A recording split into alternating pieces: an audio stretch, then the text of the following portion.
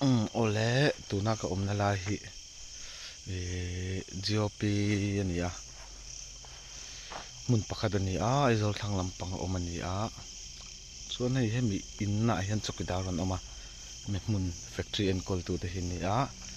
chuan hemi inna chokidar om te hian thil engemaw an tong thina tuna omlai mek ai ma chuan lai lo om ma sa te hi hlawin an chuak thina an om rei ngam lo thin ni om tak ani a kongka lo soi wak wak ri te tai vela hian ke pen thomang ten ra thina in chunga taki zon thil dang nam tuk an tong tuk lawa tuna khian chukidar an riak mek an no pa in chung vel chu ni atlai aram vel bor a compound vel hi zai na hian ni hunting turin kan zuk kal le ni a live khatuma me ro chu signal a that lo wangin engsima BSNL Jio Airtel voda kan kenga engma signal live na khop om thei lawa chuan tuna hian camera pa ngai kan cover a thil dang lam thleng a lo om ani chuan karon upload anga thil dang lam thleng tu ka om lo ni chuan upload khar lawanga ting chon sa enai hun man kan tum ani a chu an thil ton hun hi zan rei ta poni thang chon zan rei lo ta poni a chuan helai hi tun ma tangin ram hoi liam kon an lo ti ve thin lai ni a ta khu in pakhat a om boka tlai factory ka ti kha chuan khulai athlang ko kongpui ani a khulai dewa khon hemi ka chhun top a khon kongpui main road a oma ta khuan motor tlan ri te pola om deuh renga mani lo pokan tlai khon motor accident thi an lo oma tlai khon thi accident a thi mi zo te vai te an lo nual to ni om takani chu zaina hianin kan zuk fin fial le ni a dai bora hian an thu ve wang photanga hun ka mang don ani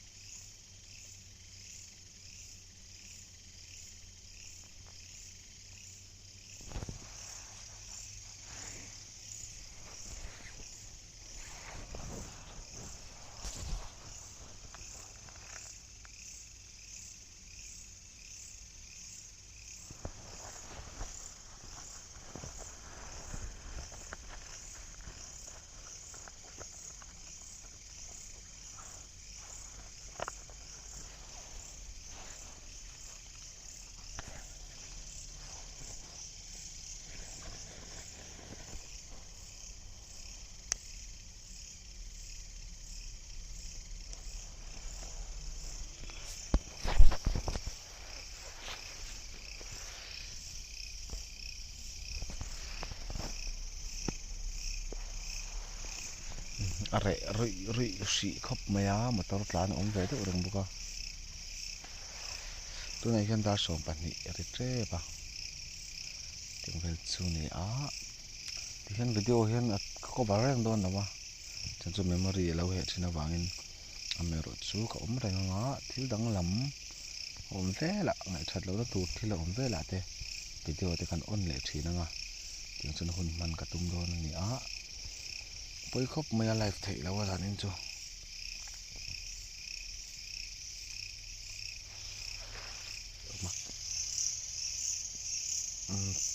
me zer khu lo lang zeu mai thei o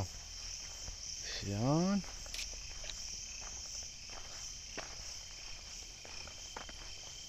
compound vel kan kal khol lo ka nge o ta hi ta mun ni ka ve khat thlen thak na ve thau ni a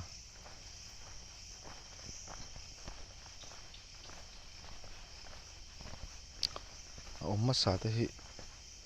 an lo om rei ngam lo ni om takani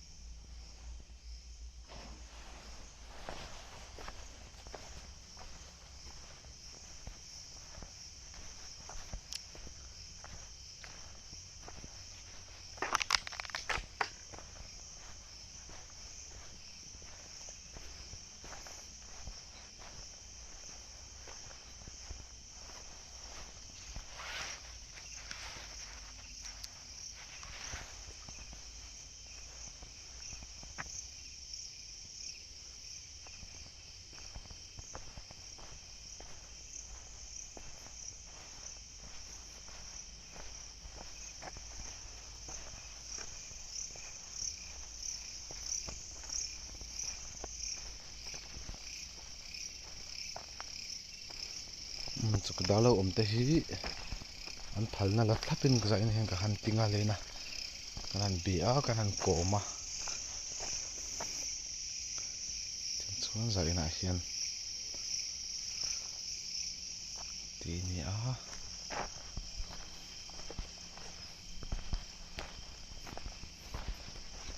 om na hi helai factory hi zuk fal ve khop maya hu kong pui main road ania te kon ko motor te pon tlan ko mo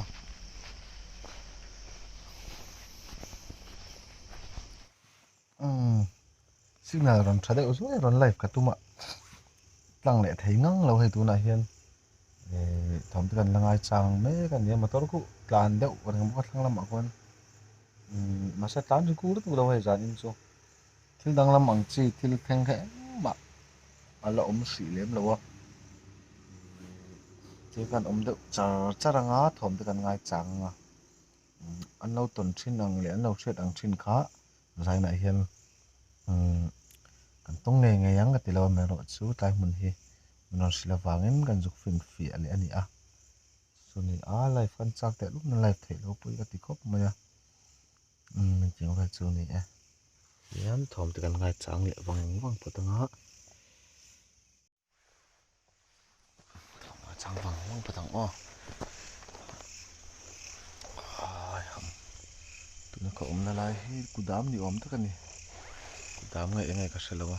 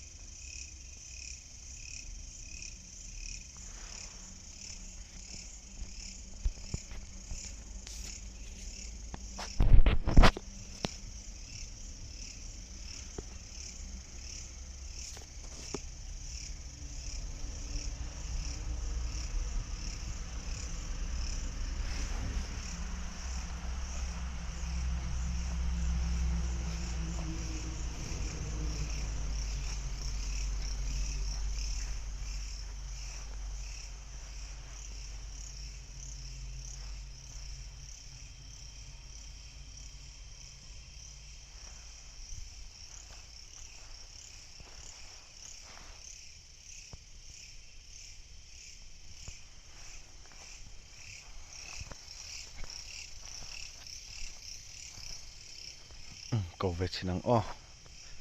helai bor a hian mihring pa ngai ni lo helai muna chokidar te a lo ti thaya lo ti boi thin tu khai omani chuan tuna hian I omani ti ka hriat na tur thil lo ti tur chen ka du ni helai mun le a che vela hian mihring pa ngai ni lo helai muna chokidar omte lo ti thaya a lo ti boi thin tu I omani chuan tlai mun chen chil tu I omani chuan tuna hian ka omlai hian ka hriat ngei turin I omani ti min an hriat tir ve ro le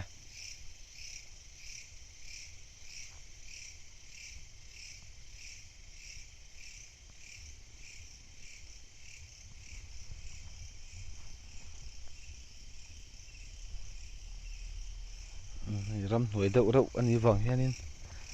hnim lamai chuan thawm chu oma ame ro chu thli hi thaw ve renga tin dai a far ve boka chu thawm te chu ni ve a so lai in var vu vu so chukidar le in ani a tuna son mani la om me ka so son hi a room pakhat a son an ni an ria ka room chunga son an hrengai lem lo tlai a che ve la hian ani pera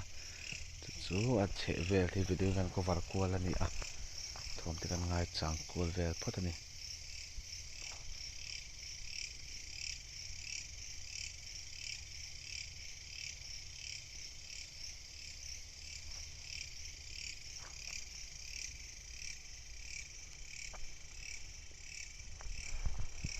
ta hi fe kong nge nge electric hrui te in zam nuai a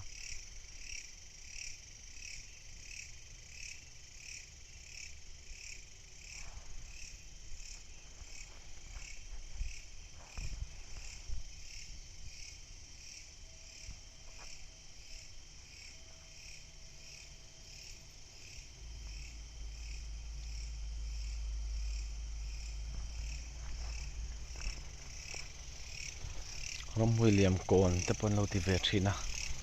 thai bor hi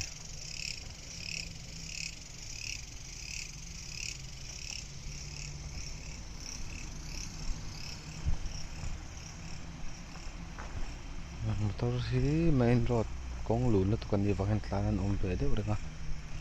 me ro chu thom anon anon che du chon khong motor tlan khona ti boi lem lo ni om takani zan ti ra te le zan ria te an thom siat hun te le anon che thun hi ang lo a chuan ta hian na thok ri kan om boka chu ni a engemaw factory ani a engemaw thil an siam na thin hmun pakhat ani a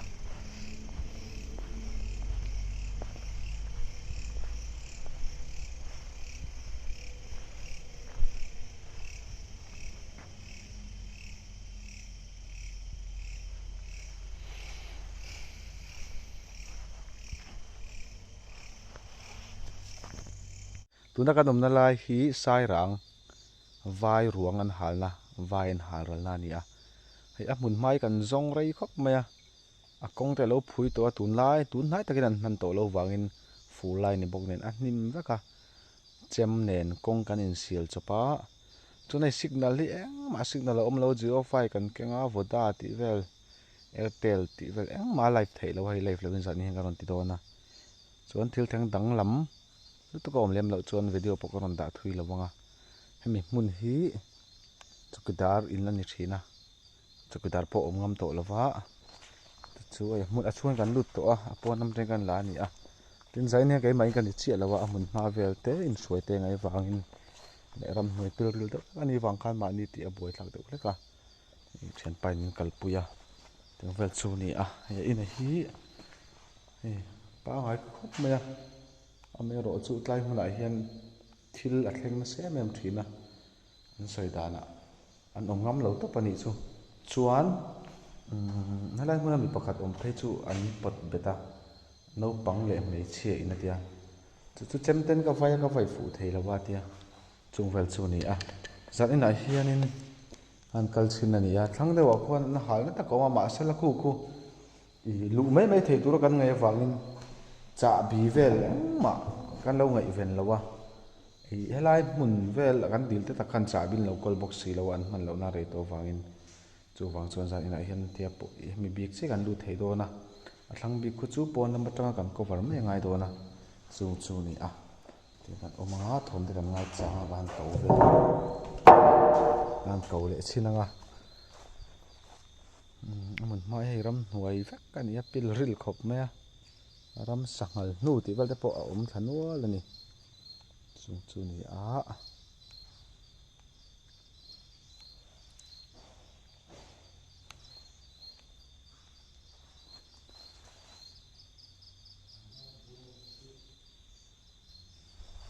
chuan thil thang dang lam tu awm lo chuanin a zong pawh a video ko ron dah chhuak dawn lova chung vel chu ni dawna ami hmun hi ni a chukidar in a luah thin thil a thelna sa em em chu chuan a thlangah pawh khuan thil an tawng thin ni awm tak ani awm nei pil ril ve bawk em a thil han tawn zeuh chuan han awm reng te pawh khan nuam lo ve mai thein in dem awm lutuk lo ani me hmun an awm ngam lo te pawh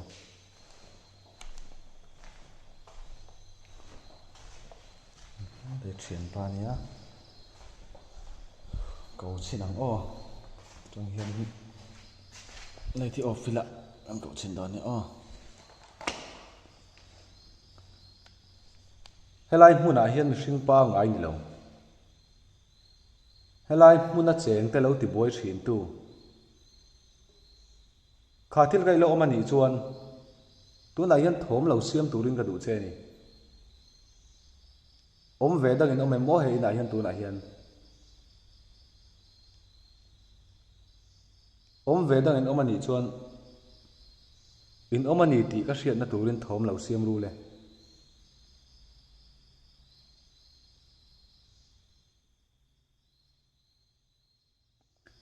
zan inah hian nangmah ni cho tur emaw nangmah ni tih buai tum a lo kal kan ni lova helai hmuna chukidar thawk ten nangmah ni an tawng thin chau niin an sawi a an ngam to lawa chumi chu hrein zai na hian in la nge yam ti te kha kan hre ve du a in la ani chuan tu na hian engemaw thawm lo siam turin ka du cheu ni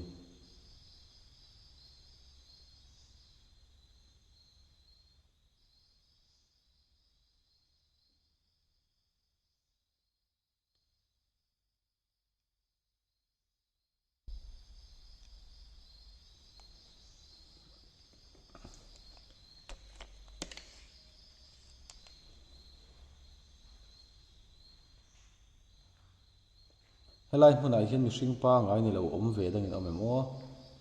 in awm ani chuan thawm lo siam ru le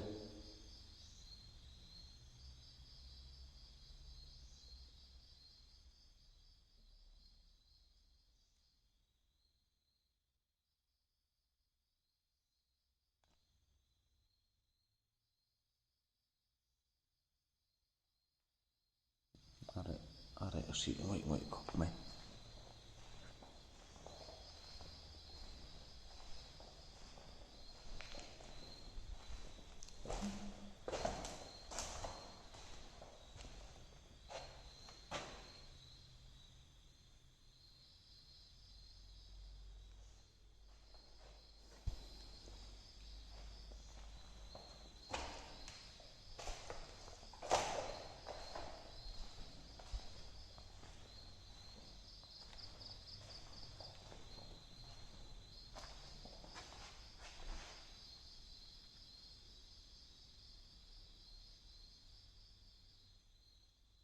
umin awm em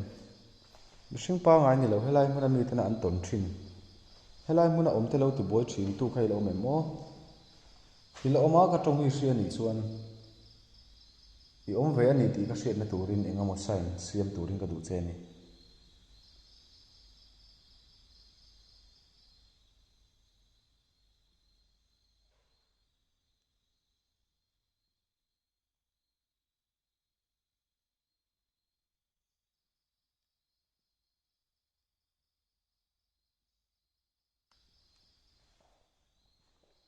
mihring pangai ni lo awm ve dangin awm chuan thawm lo siam ru le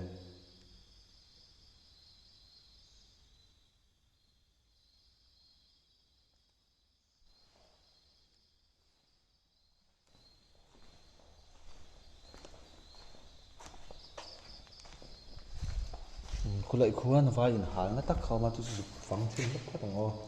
tin ta kan chho lo ne takin bol hiting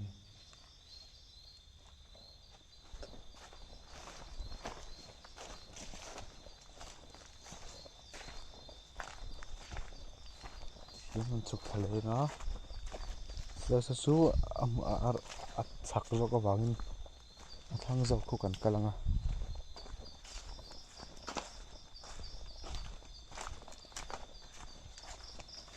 go khali vai go khali in hal ani awm tak ani ta hi gate ani a tru khop mai zanin kan kalna chu mo kalkong hmin box sia sai rang ami fel deuh mai kho tlang hruai tu zing ami hruai an in kalpuya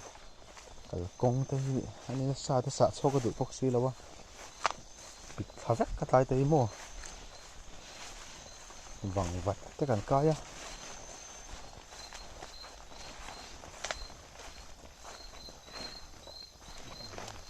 mo oh pikan ya oh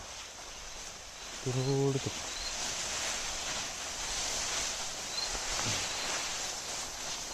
tamak ha khi tu na tu kedar in khane hi tai hi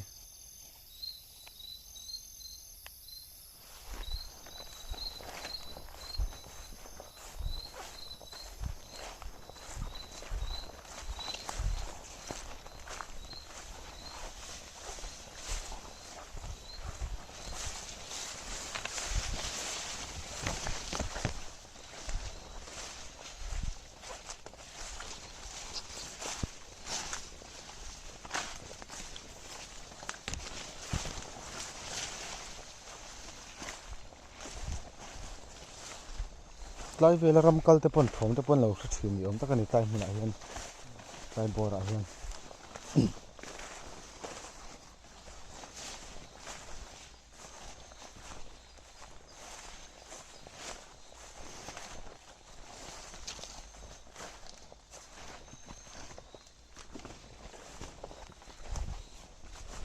wah dục pil ril khop mai ang hal na hi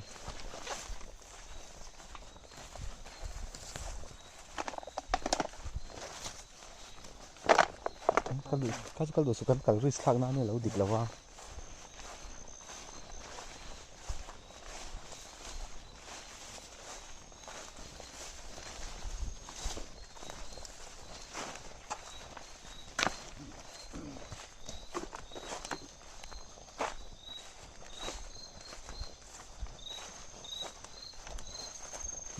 làm thế ngay à đừng làm ổn hi waiting set tania sa so anh hal ruang an hal ral na ber chun hi a so chak thang lam so a tui a kena ei che to nge alo in ai kala cha bi kan li na sang kan lo so lawa in chung ber hi nia vai in hal na ber chu ruang an hal ral na ber chang hi chuma ko va the na mo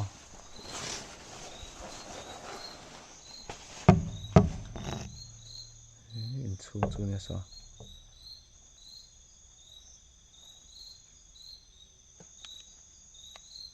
sami kuwa tak so ni an hal ral na gas mangin in hal thin ani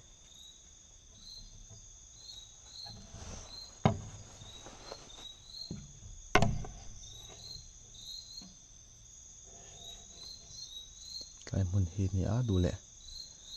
varanda song kan thunga thoma chu na om lo te an ngai chang ma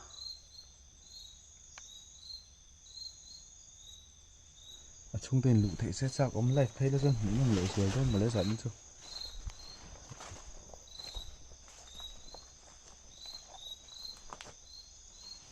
ran hoi pik ve kena hual to a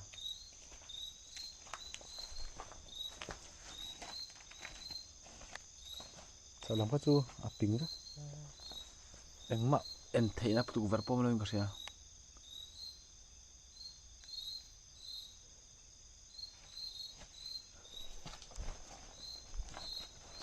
soni top maya ina chu tang hian thom te ngai chang de wang chinang o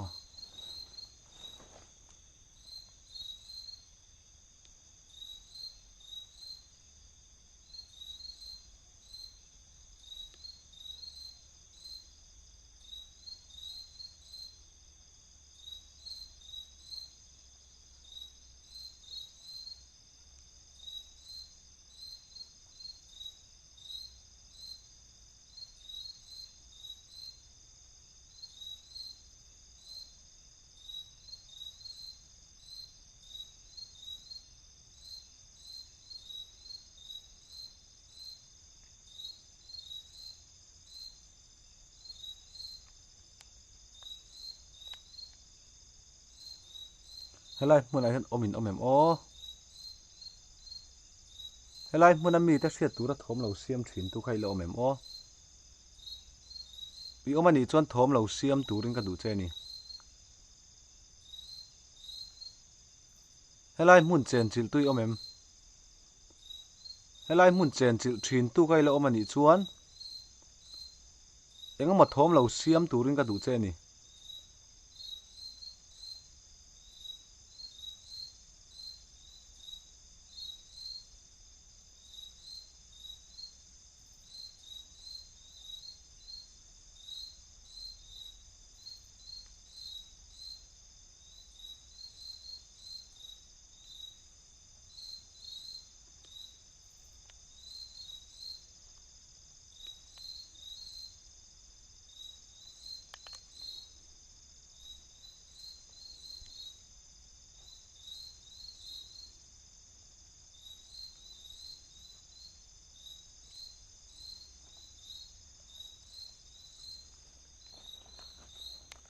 omen omem mihring pa ngai ni lo helai hmun chen chilh tuin omem o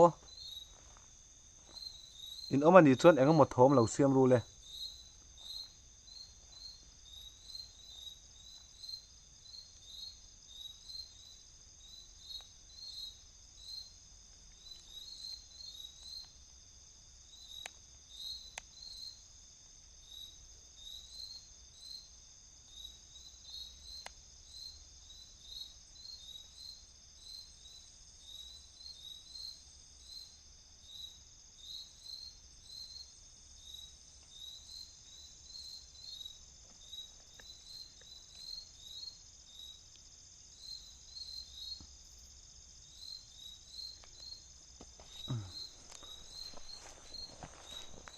om te kalhin nuam te ulet slavoi mi thum den kal thela thatu ne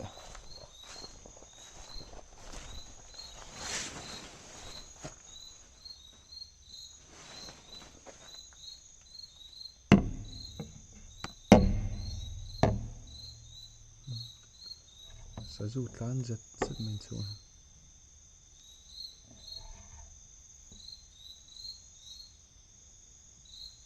mihring pa ngai ni lo om ve dangin omem o in omani chuanin thawm lo siam turin ka du cheu ni in chung lam emaw pon lam emaw tangin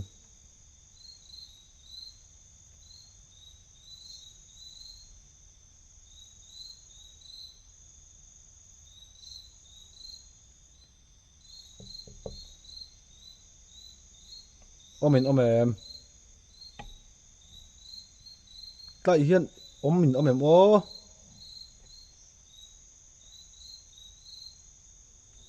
in omani chuan thawm lo siam te u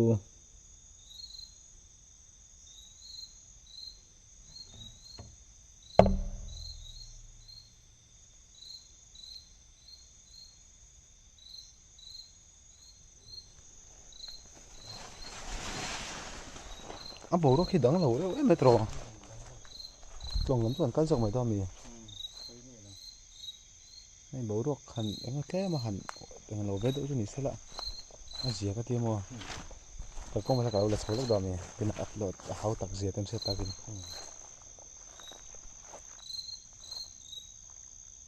omin omem helai hmun chen chilh tu ni mihring pa ngai ni lo omin omem o dang lam lutuk om lem lawa chu wang chon video poi song song karon da lawa ei tu na mi poi ron da kai rang va te lo ti che te u lo ti ri te u na ta ma wangin kan ron da nia tu na kal na hi vayan hal na le mani factory ka kal na ka life thei tak lo ka kan mu ve du sim sim tin ma wangin kan ron da ni e